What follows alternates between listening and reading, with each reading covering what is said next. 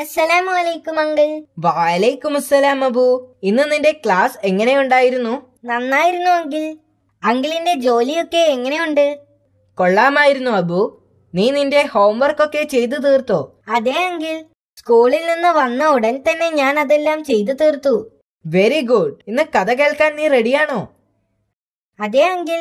നീ കഥകൾ കേൾക്കാൻ ഇഷ്ടപ്പെടുന്നതിൽ എനിക്ക് സന്തോഷമുണ്ട്. അതെ അങ്കിൾ, എനിക്ക് കഥകൾ ഇഷ്ടമാണ്. ഇൻഷാ അല്ലാഹ്. അങ്കിൾ ഇന്ന് ഏത് കഥയാണ് പറയാൻ പോകുന്നത്? ഞാൻ ഖദീജ റളിയല്ലാഹു അൻഹയുടെ ബാക്കി കഥ പറയാം. വേഗം പറയൂ അങ്കിൾ. ശരി, ശ്രദ്ധിച്ച് കേട്ടോ. ബിസ്മില്ലാഹിർ റഹ്മാനിർ റഹീം. The story of ഖദീജ റളിയല്ലാഹു അൻഹ.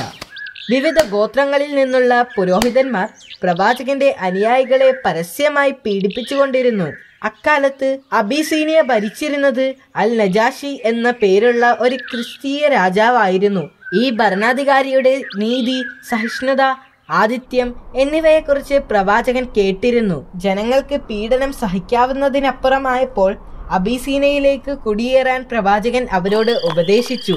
ഏതാനും 15 കുടുംബങ്ങൾ അബീസീനയിലേക്ക് യാത്ര പുറപ്പെട്ടു. ഇതിനെ ഇസ്ലാം ചരിത്രത്തിലെ ആദ്യത്തെ ഹിജ്റ എന്നറിയപ്പെടുന്നു. പ്രവാചകന്റെ ദൗത്യത്തിന്റെ 5ാം വർഷത്തിലാണ് ഇത് സംഭവിച്ചത്. കുടിയേറ്റക്കാരെ അവിടുത്തെ രാജാവും ജനങ്ങളും സ്വീകരിച്ചു. താമസിയാതെ മക്കയിലെ ദുഷ്ടപുരോഹിതന്മാരാൽ പീഡനം അനുഭവിച്ചു കൊണ്ടിരിക്കുന്ന ആളുകൾ കുറേശ്ശെയായി അവരെ പിന്തുടർന്ന് അബീസീനയിലേക്ക് പോയി. അങ്ങനെ കുടിയേറ്റക്കാരുടെ എണ്ണം 100ഓളമായി.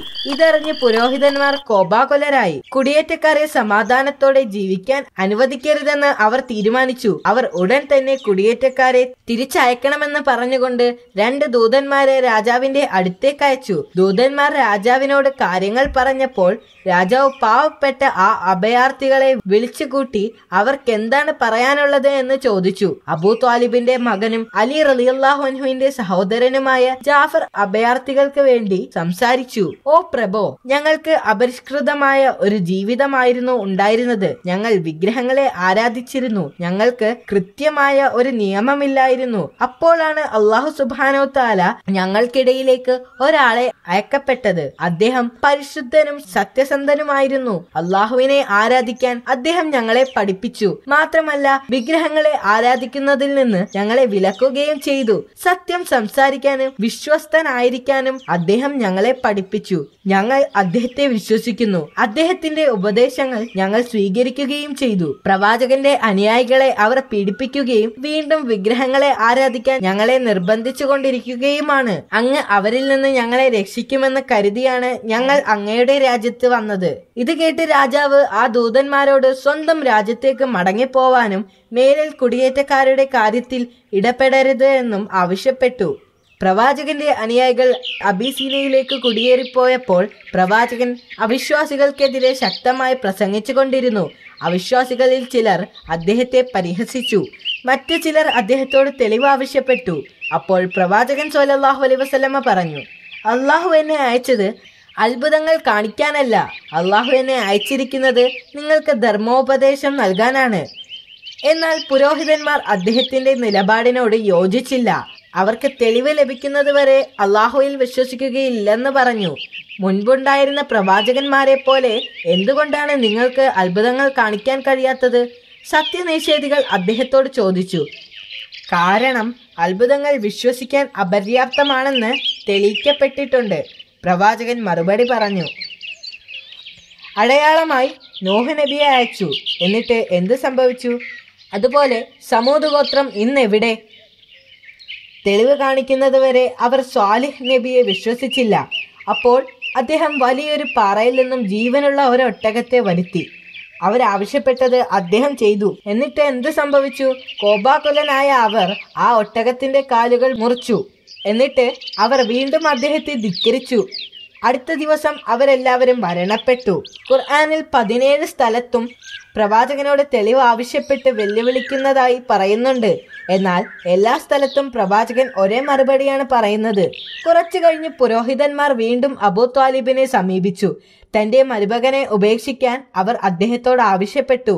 എന്നാൽ ആദരണീയനായ ആ മനുഷ്യൻ എല്ലാ ഉപദ്രവങ്ങളിൽ നിന്നും പ്രവാചകനെ സംരക്ഷിക്കാൻ ഉദ്ദേശിക്കുന്നതായി പ്രഖ്യാപിച്ചു. ചില പ്രത്യേക സംഭവങ്ങളാൽ മുസ്ലിങ്ങൾക്ക് മേലുള്ള നിരോധനം പിൻവലിക്കാൻ ഖുറൈശികൾ നിർബന്ധിതരായി. അങ്ങനെ 3 വർഷത്തിനു ശേഷം പ്രവാചകരും അനുയായികൾക്കും മക്കയിലേക്ക് മടങ്ങാൻ അനുവാദം നൽകി. അടുത്ത വർഷം അദ്ദേഹത്തിന്റെ അമ്മാവനായ അബൂ ത്വാലിബ് മരണപ്പെട്ടു. അദ്ദേഹം പ്രവാചകനെ വളരെയധികം പിന്തുണച്ചിരുന്നു. അദ്ദേഹത്തിന് രോഗം പിടിപെടുകയും ക്ഷീണിതനാവുകയും ചെയ്തിരുന്നു. അവർ മക്കയിൽ തിരിച്ചെത്തി അധികം കഴിയാതെ അദ്ദേഹം മരണപ്പെടുകയും ചെയ്തു. ഖദീജ റളിയല്ലാഹു അൻഹയുടെ ആരോഗ്യം മോശമായി. അവർക്ക് വലിയ ബുദ്ധിമുട്ടുകൾ നേരിട്ടു. ഭക്ഷണം കുറവായതിനാൽ അവർ സ്വയം കഴിക്കുന്നതിന് പകരം കുട്ടികൾക്കും ഭർത്താവിനുമുള്ളത് വീതിച്ചു കൊടുത്തു. ഒരിക്കൽ മക്കയിലെ ഏറ്റവും ധനികയായി ജീവിച്ച ഒരു സ്ത്രീ അവസാന നാളുകളിൽ ദരിദ്രയായി ജീവിച്ചു. അബൂ ത്വാലിബിന്റെ മരണത്തിനു ശേഷം ഏതാനും ദിവസങ്ങൾ കഴിഞ്ഞപ്പോൾ ഖദീജ റളിയല്ലാഹു അൻഹയും വഫാത്തായി. പ്രവാചകനെ ഏറ്റവും വിശ്വസ്തരായ അനുയായികളെ നഷ്ടപ്പെട്ടു.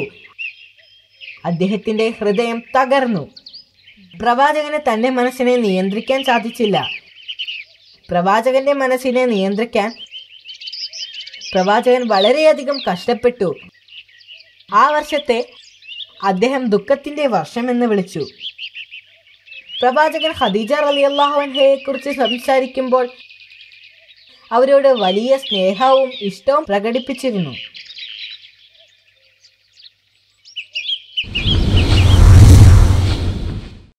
ഇതാണ് കഥ. അടുത്ത തവണ ഞാൻ മറ്റൊരു കഥ പറയാം.